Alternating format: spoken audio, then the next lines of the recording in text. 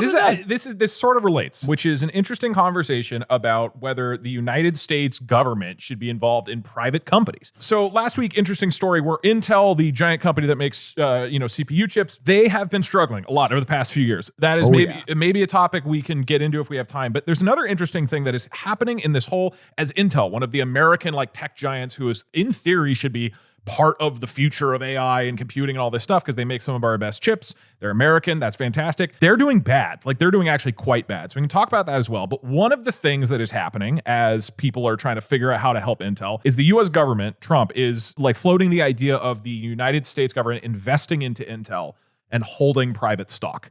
They are going to, in particular, Intel said they wanted to open up this giant factory in Ohio to manufacture chips. That doesn't seem to be happening. And they're like, we're not going to have money. We got to push this back to the 2030s. Trump obviously really pushing for more jobs, investment in the US. So their idea is like, okay, if we as the United States invest into it, you guys would then be able to get this thing going. We get jobs, we get all this stuff. And so I was curious about this. I was like, I don't know of any instance where the US government has like bought stock in a company and just like invested in it. So I looked into it. There are cases over the entire history of the country where the US government comes in, but almost always it's either you're failing as a company, we want to help because this is going to be economically devastating, or you're going to lose a lot of jobs. Here's a gigantic loan. Hopefully you pay us back. That's one. That's happened a bunch of times. It's like the banks, right? In the Yes, but actually even then, with the 2008 financial crisis, that was the other example where they actually do buy a big stake. So they bought, for example, 34% stake in Citigroup during the financial crisis. So they actually owned part of the companies, but then within a few years, the banks recovered and paid the government back. Yep. Or GM and Chrysler, like our car companies, went to bankruptcy. U.S. Treasury bought 60% of them, of GM, 10% of Chrysler. And then by 2013, 4 years later, they had bounced back. The U.S. sold all the shares. So it's kind of these like temporary things where the U.S. government comes in, uses money to help like prop up a company, get them back on their feet. They succeed. It's a great success story. The U.S. government is totally out. And this would potentially be the first case where the U.S. government wants to just invest into a healthy company. Intel is not doing well, but they aren't dying, and they're still very valuable. They're not going into bankruptcy. And the idea is like the United States would just hold pieces of it and have influence on it. That is very unusual, and I would say pretty un-American. I mean, that's like the hallmark of the Chinese government, right? And that book we read is all about how the Chinese government basically oversees all companies. Like you have to have a Chinese Communist Party member in your, you have to have like these, monitors in your companies. So I'm just curious, open question. What do you guys think about this? It's weird that they didn't start with GameStop. Yeah. A strategic investment in GameStop would have also a company that's doing really well, very healthy. Buy more of it right now. I mean, there's a strategic thing here, right? Which is like the foundries that make chips are extremely important. And right now, all the good latest and greatest ones are in Taiwan. And the second latest and greatest ones are in Korea. Samsung's got the other foundry. And then the third best, which used to be the best for a long time, is Intel in America. Now they barely even make their own chips. They outsource it to TSMC. But the idea is eventually either get TSMC into America to build factories there, because we're all under the assumption that eventually China will want to take Taiwan, and they have to plan for that future where we can make chips outside of Taiwan. Or Intel gets on its own feet. And that was like the plan during the Biden years, where they simultaneously enticed TSMC to come to Arizona and also gave a bunch of money to Intel to make foundries. And one of these will work out and we'll get chips in America. And the TSM thing is kind of soft working out, and the Intel thing is not working out at all. It's like a total flaw. The company is just floundering. It's just getting worse and worse all the time. Yeah. I can see the strategic reason for putting money in. It does feel weird to have the government take a permanent stake in a company with no plan. That doesn't, first of all, just gives them a weird leg up on their competitors.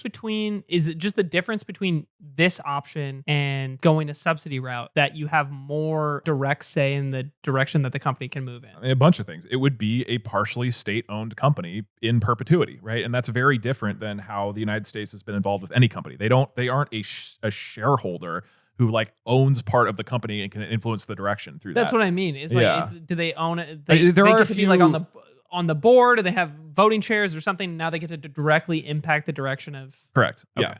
So they would have influence on the company. I mean, they would just be a buyer like anybody who buys stock in the company. I think one angle to this that I thought was interesting is looking at some of these patterns in the past where the U.S. has provided a giant loan to one of these companies that then comes out on the back end and succeeds. If the United States had held that, they like came in, they injected money into this company, helped them recover. In theory, if they had just held the stock, we as a country would have made a ton of money over the decades as that company continued to grow and benefit from that. And that's what a normal investor would do, right? They're like, I'm going to invest in this company, and then if they do really well in the long term, we get to have returns. And in some of these things, there were actually tens of billions of dollars coming back to the United States that they made.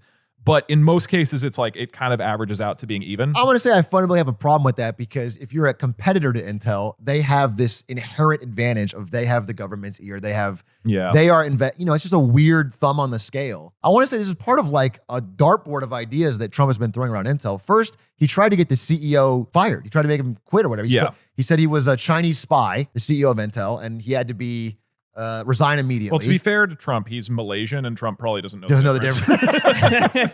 So first, that's like when the TikTok CEO is getting interviewed, and he's like, "You work with the Chinese? You're Chinese?" And he's like, "I'm Singaporean." And then he has to say it like 3 times. So he first did that, and then he said he's a great guy, and he took it all back.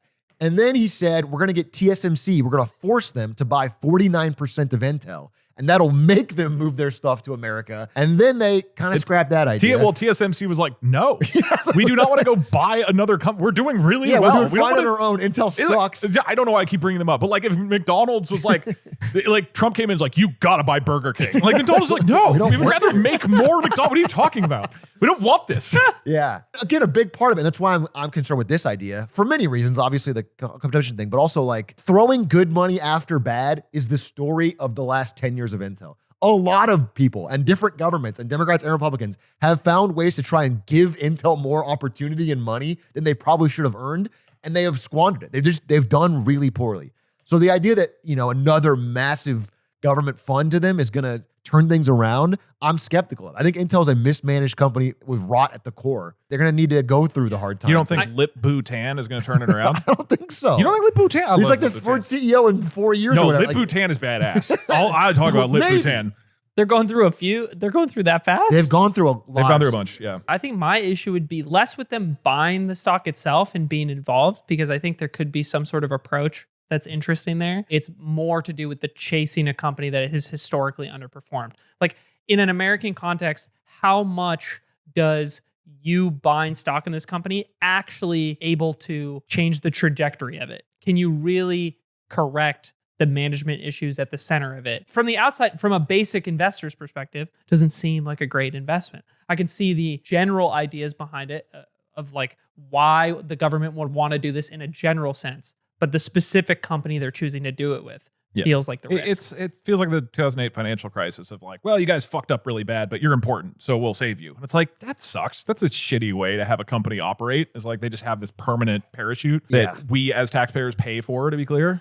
Yeah. So I'm uncomfortable with it, but I do see the need to have chip making somewhere in America. Though I think the TSMC stuff is kind of working. The Arizona plants, as far as I know, have been doing better. They had a hard time finding Americans apparently willing to work as hard as the Taiwanese chip guys with the insane on-call hours and everything, but they are producing good yields, and it's like it is the Americans had the gall to ask for 2 sick days, Aiden. Imagine the Swedes, okay? Right? Swedes would show up for 10 minutes. They would go to their park and hang out with their child all day. I want to be clear, TSMC would hate the Swedes. Yeah.